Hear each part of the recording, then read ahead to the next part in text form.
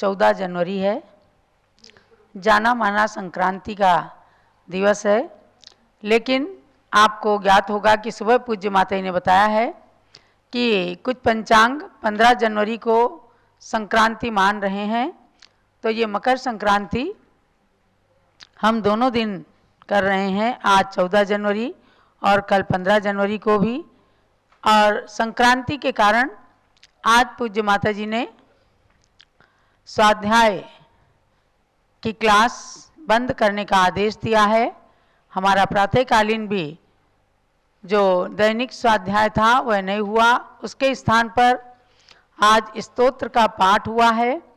तो मध्याह्न में भी आज गोमट सार जीवकांड और संस्कृत व्याकरण की क्लास ना चल के आज और कल आपको स्पेशल सुदर्शन सेठ जो सिद्ध भगवान बने उनके कथानक को श्रवण करना है। कल चूँकि पौष शुक्ला पंचमी का दिन रहेगा और आगम ग्रंथों से ज्ञात हुआ है पौष शुक्ला पंचमी को सुदर्शन सेठ को पटना के गुलजार बाग से मोक्ष धाम की प्राप्ति हुई थी, इसलिए कल उनका निर्वाण दिवस सभी लोग मिलकर के मनाएंगे। आपके पास में सेठ सुदर्शन सिद्ध परमेष्ठी की पूजन का PDF भी पहुंचा है। कल सभी लोग प्रातःकाल 6 से 7 बजे पूजन और निर्वाण लाडू का कार्यक्रम भी देखेंगे। आप सब अष्टद्रव्य लेकर के, और शायद ही कभी आपने सेठ सुदर्शन की पूजा की हो तो उस पूजन को कीजिएगा और निर्वाण लाडू भी चढ़ाया जाएगा, उसमें भी सम्मिलित हों। यदि आप भी निर्वाण लाडू बना सकते हैं तो बनाइए और साथ में चढ़ाइए। पारस चैनल के माध्यम से आपको शाश्वत तीर्थ अयोध्या से निर्वाण लाडू का कार्यक्रम देखने को मिलेगा, उसकी भी आप अनुमोदना कीजिएगा। कुछ लोग सोचते हैं कि जैन धर्म में मकर संक्रांति का क्या महत्व है। उसके लिए लगातार 2-3 दिन से पूज्य बड़ी माता जी आपको बताती हैं कि केवल सूर्य धनु राशि से मकर राशि में आज यानी मकर संक्रांति के दिन मकर राशि में आता है, तो उस समय उस संक्रांति काल में विशेष रूप से दीक्षा का कार्यक्रम, पंच कल्याणक आदि महामहोत्सव का कार्यक्रम नहीं किया जाता है। बाकी जैन धर्म में किसी प्रकार के कोई स्नान की या और अन्य कोई कार्य करने की बात नहीं है। हम मकर संक्रांति को कोई खिचड़ी भी कह देते हैं, कोई पोंगल कहते हैं, कोई लोहड़ी कहते हैं, और व्यवहार में तमाम लोग पतंग उड़ाते हैं। राजस्थान के अंदर बाटी चूरमा खाने की परंपरा है। जो भी हो, ये सब प्रांतीय परंपरा हो सकती हैं, लेकिन धर्म से इनका कोई संबंध नहीं है। बस मकर राशि में सूर्य के आने के कारण मकर संक्रांति होती है। और अब दक्षिणायन से उत्तरायण की ओर हम लोग चल रहे हैं, यानी कि परसों की तारीख से उत्तरायण लग जाएगा और अब पंच कल्याणक प्रतिष्ठा, विवाह शादी आदि के कार्यक्रम निर्विघ्न रूप से निर्बाध रूप से चलते रहेंगे। इन दिनों में आजकल के समय में ये चीज़ें नहीं होती हैं, पंच कल्याणक प्रतिष्ठा भी और महामहोत्सव आदि कार्यक्रम नहीं किए जाते। तो आज आप विशेष प्रसंगवश सेठ सुदर्शन सिद्ध परमेष्ठी भगवान जो हो गए हैं उनके कथानक को श्रवण करेंगे। तो आप जानिएगा एक प्राचीन सत्य कथानक जिसमें एक ग्वाला एक महामुनिराज की सेवा करके और सातिशय पुण्य का संचय करता है। आजकल की ही भीषण ठंडी में एक मुनिराज जंगल में ध्यान लीन है। तो अब उनके बारे में चलते हैं, देखिएगा क्या होता है। मुनिराज मुनिराज आत्म ध्यानी मुनिराज, मुनिराज मुनिराज आत्म ध्यानी मुनिराज। नग्न दिगंबर मुनि बैठे एक जंगल में शांत, मुनिराज मुनिराज आत्म ध्यानी मुनिराज। गगन गमन रिद्धि धारी एक मुनिवर धरा पे आए, चंपापुरी नगरी के बाहर वन में ध्यान लगाए। कठिन तपस्या करते थे वे बनने को जिनराज मुनिराज मुनिराज आत्म ध्यानी मुनिराज मुनिराज मुनिराज आत्म ध्यानी मुनिराज। भीषण सर्दी में वे ध्यान लगा करके बैठे थे। जब मानव घर में भी बैठ करके थर थर कपते थे। ऐसे गुरु ही कहलाते हैं सब मुनियों के नाथ। मुनिराज मुनिराज आत्म ध्यानी मुनिराज मुनिराज मुनिराज आत्म ध्यानी मुनिराज। बंधुओं, वे मुनिवर ध्यान में लीन थे और उधर से एक ग्वाला शाम को सेठ जी की गाय चरा करके और वापस आ रहा था। रास्ते के जंगल में वे नग्न दिगंबर महात्मा मुनि को देख करके आश्चर्यचकित हो गया। कैसे में जब लोग तमाम कपड़े पहनते हैं और घर में दुबक करके बैठते हैं, ऐसे में नग्न दिगंबर मुनिराज बिल्कुल खुले आकाश के मध्य कैसे बैठे हैं, ये क्या करेंगे। तो समझ जाता है कि ये कोई महान संत हैं। और जब पास में भी गया तो देखता है कि वे तो ध्यान में लीन हैं। तब उसके मन में क्या होता है, ऐसी लागी लगन एक ग्वाले के मन, जब वो जंगल से घर गाय लाने गया। बहुत ठंडी के दिन देखा मुनिवर नगन, तब वो गुरु सेवा का मन बनाने लगा। ऐसी लागी लगन एक ग्वाले के मन। एक दिन ग्वाला गाय चराने गया, शाम को सेठ के घर पहुंचाने गया। मार्ग में देख मुनि गीत गाने लगा। ऐसी लागी लगन एक ग्वाले के मन। देखा बर्फीली सर्दी में भी वे मुनि, लीन थे तप में वे श्री दिगंबर मुनि। ग्वाला आंखों से आंसू बहाने लगा। ऐसी लागी लगन एक ग्वाले के मन। उसने सोचा गुरु की मैं सेवा करूं, कुछ तो सर्दी भगाने की कोशिश करूं। सूखे पत्ते ला उनको जलाने लगा। ऐसी लागी लगन एक ग्वाले के मन। रात भर गुरु की सेवा वो करता रहा, अग्नि से मुनि का तन गर्म करता रहा। सेवा से मन को पावन बनाने लगा। ऐसी लागी लगन एक ग्वाले के मन। भोर में मुनि ने ध्यान समापन किया, ग्वाले को दे महामंत्र पावन किया। वह नमोकार की धुन लगाने लगा। ऐसी लागी लगन एक ग्वाले के मन। तो आप समझ गए क्यों अनजान में ही समझ जाता है कि महात्मा जी ध्यान में लीन हैं और मुझे इनकी सेवा कुछ करनी चाहिए। सूखे पत्तों को जला करके महाराज के नज़दीक नज़दीक थोड़ा गर्मी पहुंचाने लगा। और पूरी रात ध्यान करने के बाद जब मुनिराज आँख खोलते हैं प्रातः, तब देखते हैं ग्वाला मेरी सेवा कर रहा है। ग्वाले ने नमन किया उन मुनिराज को। मुनिराज ने उसको महामंत्र नमोकार का एक पद दिया। बोले, वत्स तुम नमो अरिहंताणम इसको जपा करो और तुम्हारा कल्याण होगा। महात्मा जी उधर चले गए और ये ग्वाला भी सेठ जी के घर आ गया और अपना नित्य का कार्य करने लगा और नमोकार महामंत्र की एक लाइन को रटने लगा, नमो अरिहंताणम। फिर क्या होता है, ध्यान लगा कर कथा सुभग ग्वाले की सुन लो, एक ग्वाले की सुन लो।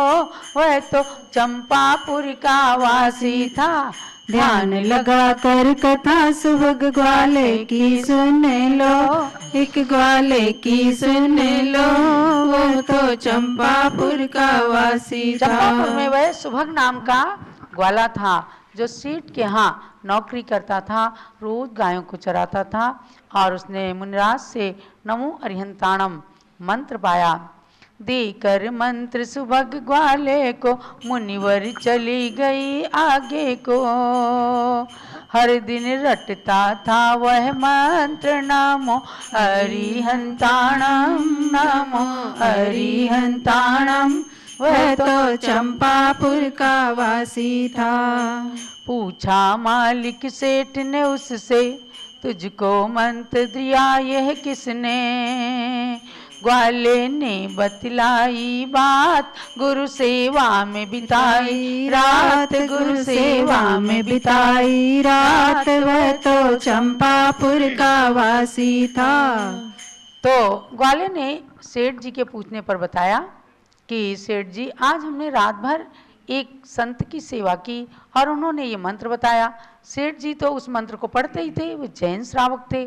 उन्होंने बड़ी खुशी व्यक्त की, बड़ा अच्छा लगा उन्हें। तब क्या करते हैं, सेठ ने ग्वाले को गले लगाया, उसको महल के पास बुलाया, दे दिया उसको नया मकान, बोले कर ले धर्म ध्यान, बोले कर ले धर्म ध्यान, वह तो चंपापुर का वासी था।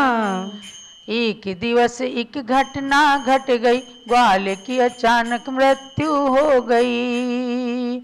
मंत्र को पढ़ते छोड़े प्राण बन गया, सेठ का पुत्र महान बन गया। सेठ का पुत्र महान, वह तो चंपापुर का वासी था। ध्यान लगा कर कथा सुभग ग्वाले की सुन लो, एक ग्वाले की सुन लो, वह तो चंपापुर का वासी था। वह सेठ वृषभदास, जिसकी धर्मपत्नी का नाम था जिनमती, और मर करके वह ग्वाला जिनमती सेठानी के घर में आ जाता है। श्रेष्ठी वृषभदास की पत्नी वह जिनमती थी धर्म की जननी, उसने सुपने देखे 5 पाया, पुत्र सुदर्शन राज पाया, पुत्र सुदर्शन राज, वह तो चंपापुर का वासी था। ध्यान लगा कर कथा सुभग ग्वाले की सुन लो, एक ग्वाले की सुन लो, वह तो चंपापुर का वासी था। बहुत सुंदर कथानक है। एक छोटी सी पुस्तक पूज्य गणी ज्ञानमती माता ने लिखी है, भक्ति सील धुरंधर सेठ सुदर्शन की उसमें कथा है, रक्षाबंधन की कथा है, और भी 1-2 कथाएं हैं। उनमें से ही मैंने लिया और संक्षेप में ये कथानक आप सुन रहे हैं। तो आप समझ गए होंगे कि जिस सेठ के घर में सुभग वाला गाय चराने का काम करता था, उन्हीं सेठ की पत्नी सेठानी जिनमती के घर में ग्वाले का जीव आ गया, और 9 महीने के बाद जन्म लेने के बाद उसका नाम रखा गया सुदर्शन सेठ। यानी उन्होंने जो 5 सपने देखे थे उनमें पहला सपना था सुदर्शन। बस वो नाम उन्हें बड़ा अच्छा लगा। सुदर्शन पर्वत को उन्होंने देखा तो नाम रख दिया पुत्र का सुदर्शन। यानी अब वो पुण्यवान श्रावक सुदर्शन सेठ बन जाता है, श्रेष्ठी पुत्र। और उसके जन्म लेते ही सेठ की संपत्ति खूब दिन दुनी रात चौगनी बढ़ने लगती है। बाल्यावस्था से युवावस्था को प्राप्त करने तक उसके गुण रूप सौंदर्य की खूब प्रशंसा पूरे चंपापुर शहर में होने लग गई। जब वह युवा हुआ तो युवावस्था में सुदर्शन का विवाह वहीं के एक श्रावक की पुत्री मनोरमा के साथ वृषभदास जी कर देते हैं। पुनः आगे की कथा सुनिएगा। चंपापुरी में जय जयकार हो रही सेठ सुदर्शन जी की।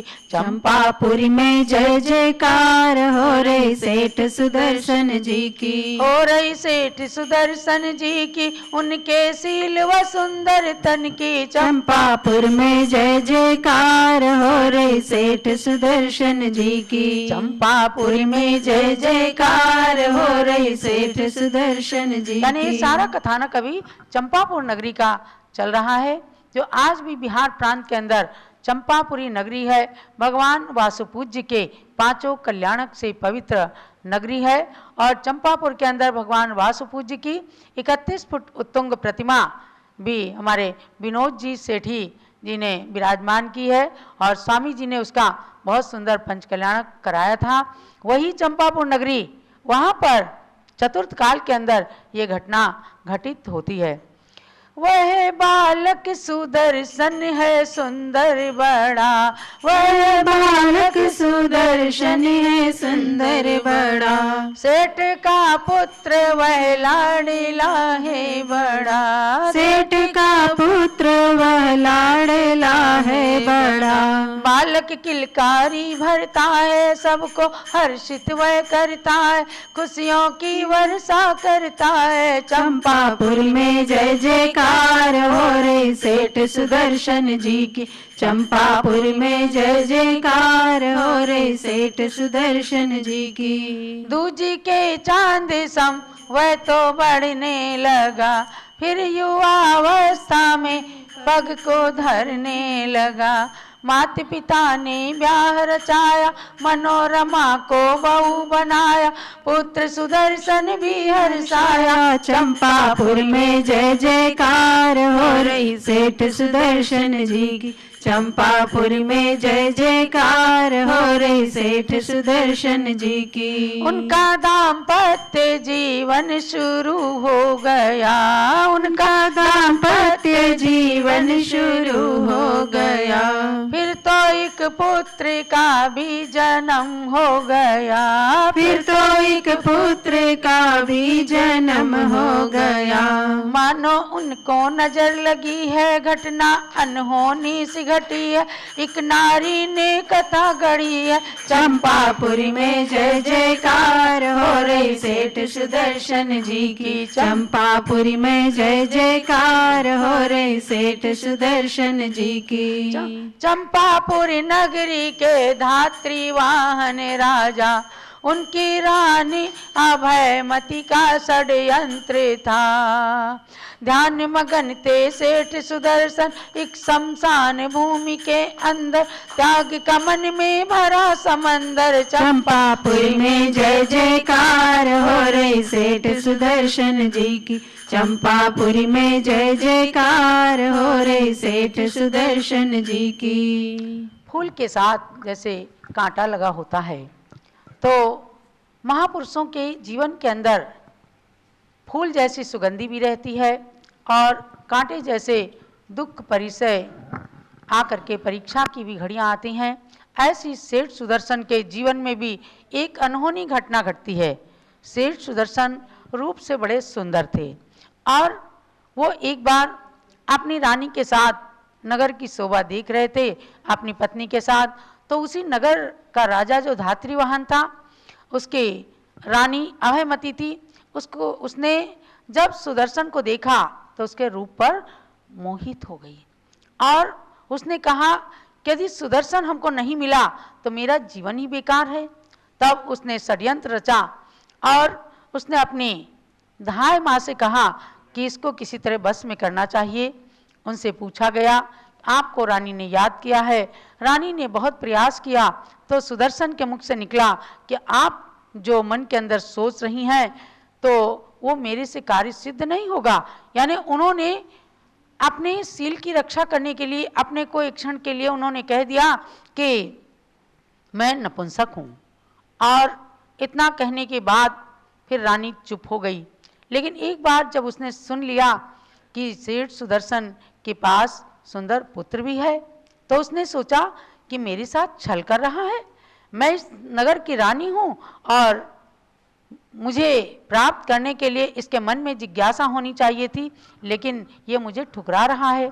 तब उसने बहुत ही षड्यंत्र रच करके अपनी धाय से पता किया कि सेठ सुदर्शन कब जाते हैं शमशान में ध्यान करने के लिए, और उसने सेठ सुदर्शन को अपने षड्यंत्र से धाय के द्वारा महल में रात में बुलवा लिया, यानी उठवा लिया।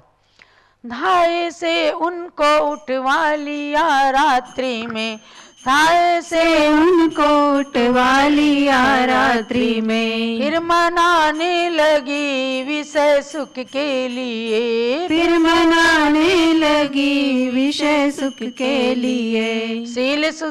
शील धुरंधर नहीं डिगा जब रानी ने ही शोर किया तब, बोली व्यभिचारी है ये नर चंपापुरी में जय जयकार हो रही सेठ सुदर्शन जी की, चंपापुरी में जय जयकार हो रही सेठ सुदर्शन जी की। रात भर उसने प्रयास किया कि सुदर्शन किसी तरह मेरी कब्जे में आ जाए, लेकिन जब वो नहीं आया, सवेरा होने को था और महल में शोर मच जाता, तब रानी ने ही शोर मचा दिया कि रात में मेरे घर के अंदर एक पुरुष घुस करके आया है और मेरे सील को भंग करना चाहता है।